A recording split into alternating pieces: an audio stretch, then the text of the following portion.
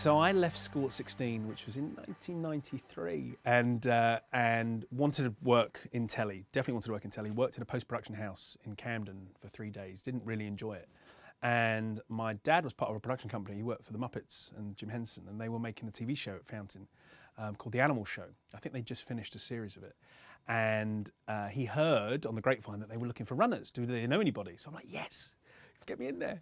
So he didn't help me. I applied for myself. I phoned up and I sent a note in those days, a proper letter, I think, and did an interview and came in. Loved the place. They liked me, I think, and got my job here. And that was it was in late 1993, and I stayed here for 2.5 years. But I left in the middle. I got an opportunity to work on the Olympics in Atlanta in '96, in the summer of '96, and I was offered a runner job on the opening and closing ceremonies. And I said to Fountain, I really want to go and do this. Do you mind if I leave for a little bit? But I want to come back. Please keep my job open. And they were like, yeah, no problem at all. Absolutely. It'd be a great experience. You know, go and get the experience. And I did. So I went and did that, came back glowing from my experience there. And they kept my job open, which was amazing. And when I came back, things had moved along a little bit and I was really keen to get going in my career. And floor managing was what I wanted to do. It was in my blood. My dad was a floor manager back in the 70s. For ATV, so it was kind of just something I knew, I guess, and I got offered an opportunity at Fountain to floor manage my first show, which was brilliant, and did that, loved it. It went really well. We had a great time, and the director and I got on very well. And she asked me if I would work with her subsequently on a big awards show in Europe, which we did, which was amazing, and that kind of catapulted me then to do more and more and be freelance, and I have been ever since. So when I was here at Fountain, I call it the heyday, because it really was back-to-back productions. It was at the time when the BBC just started letting productions go out of BBC buildings. So we were doing a lot of BBC productions here. But on a Monday, I remember, for a lot of the time, the wall would be up, we'd have the double stage, and we'd be doing Talking Telephone Numbers, the big live show for ITV, which was great fun to do. Then the wall would come down, and then the rest of the week, we would have a talk show or a daytime show for the BBC on one side, and we'd be doing an ITV kids drama on the other side, and that would be our week. That would be our makeup of our week. And a lot of regular clients would come in, a lot of returning productions. So they all got to know us really well, and everybody would know us by first name basis, both the talent and the production. And we got on really well. And I remember that just seemed to carry on for ages and ages and ages.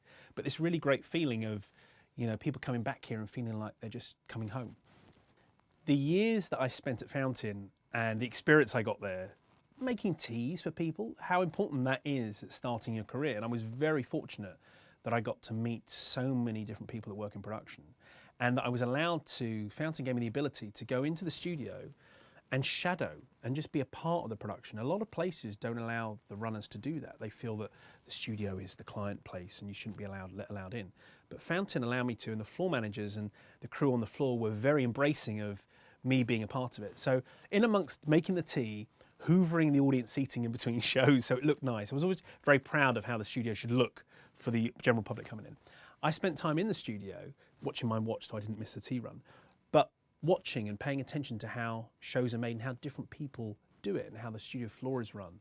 And I worked with a lot of producers I saw at work and saw how they do it differently, and floor managers. And from meeting those floor managers, I made myself known that I'd love to help them. Can I help? Can I shadow you? Can I come and join you? Can I just see what you do? And they embraced that, and they really liked that. And that gave me the steps, the baby steps, if you like, to starting in the career of being a floor manager. And I owe Fountain a lot for that, because they didn't say to me, you can't do that, don't go in there. They encouraged me to, and they encouraged me to move on, and they wanted to see me grow. And at that time, they wanted to see us all grow, and they wanted to be proud of us. And that was pretty special, because I think there's a lot of places that hold you back. Fountain never held us back. Fountain gave us that push and that step and encouragement. And I still to this day look back on all the time I spent here and the people that I still come and meet on different shows and think, the first time I met you was when I made you tea and you thanked me at Fountain. You know, and I remembered that you take 2 sugars, or remember how you like your coffee. And that stuff sticks with you, I think. And so I owe Fountain a huge debt of gratitude for giving me that opportunity. Being here and doing X Factor has been incredible. It's been a hell of a ride, and it's been amazing coming in every week. And we've had the same crew and the same feeling. That's what's been brilliant about it, is that it's like coming home to the same family. On a lot of shows you do, the crew changes all the time, but here at Fountain, you know, you walk in, you see the same people, the same faces, and everybody knows what we're going to be doing. And we've had some pretty hairy moments on X Factor. It's the most ambitious show on television by far. I mean, I get to do a heck of a lot of shows, but week in, week out, what that show does every week is unbelievable. When that dock door opens, when we roll a VT, and in a minute and a half, we bring on these enormous set pieces or lighting structures or whatever it is, and then we come out of the clip, and all of a sudden there's a whole new stage set look and a performance starting. People at home don't really realise that. I think people don't realise that that's all happened in a minute and a half, but it is amazing. And a few of the memorable moments for me on that show, things like when we did the final here one year, and we had Paul McCartney.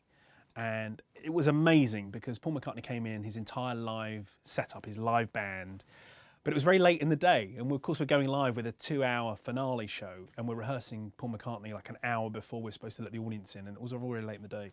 And I remember we didn't do a dress rehearsal because the rehearsal went over and over and over, and we ended up abandoning the dress rehearsal, but just jamming with Paul McCartney on the stage, and he had all the contestants around him, and we were just all like jamming and hanging out. It was brilliant.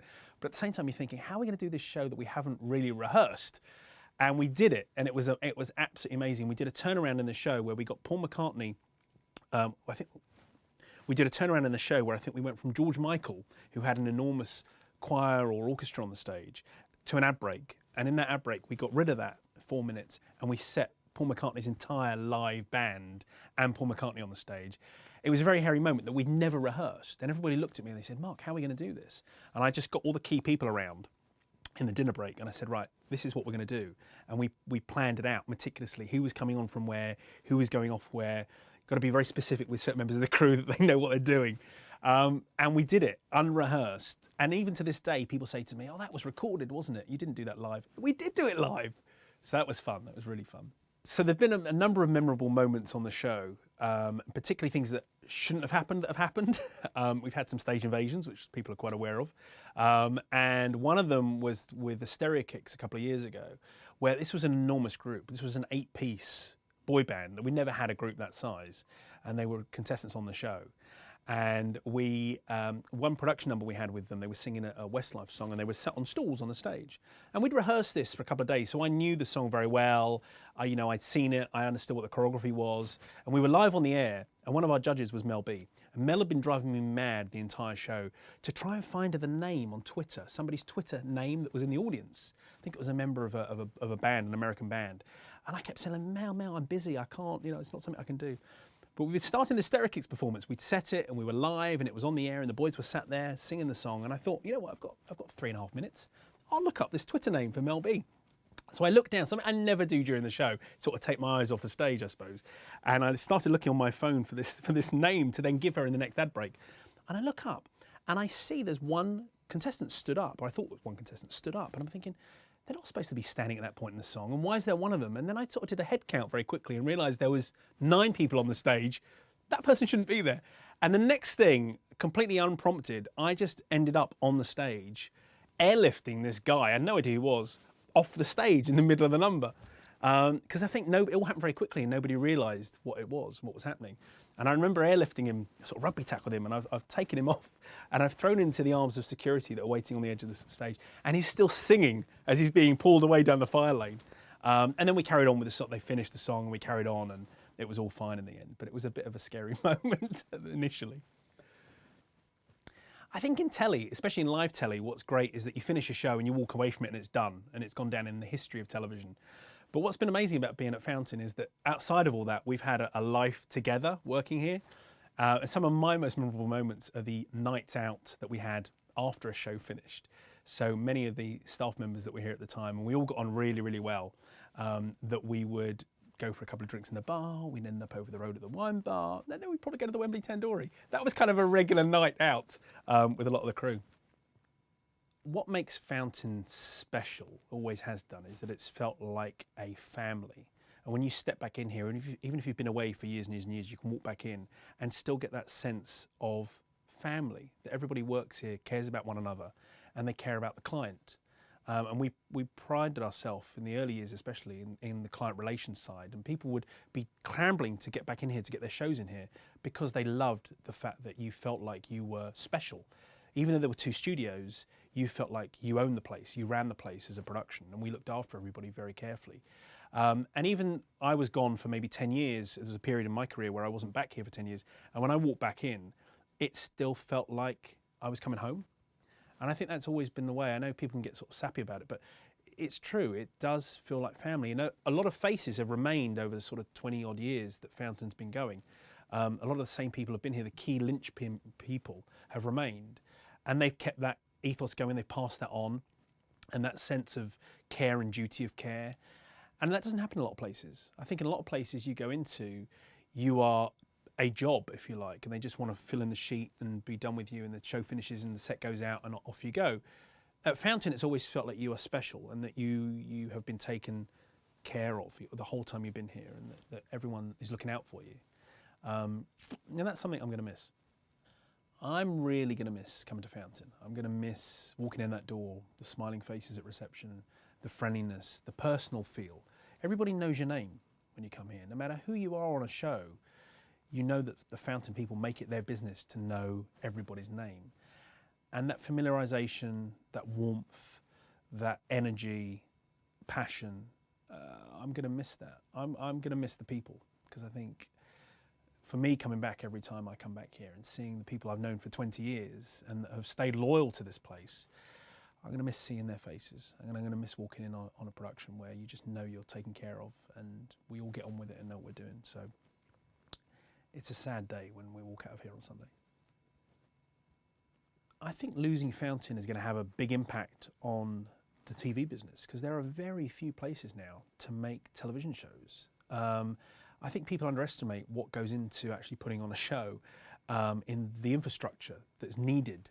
It's not just about having a space, a warehouse where you can drive up and perform. It's about everything that goes into around that, the facilities that you need, the dressing rooms, the office space, the control rooms.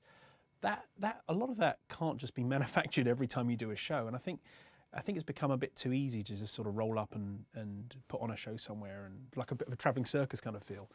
But you miss having something that is permanent. And in London now, we don't really have much. You've got the South Bank and what the BBC are going to reopen, which we'll wait and see. But I think losing Fountain and the history of Fountain and what people know that building as being, I think that's going to be a real loss to the business. I think we're going to really miss having the leading independent facility, the largest soundstage in Europe, purpose-built for television. I think we're going to miss that, definitely.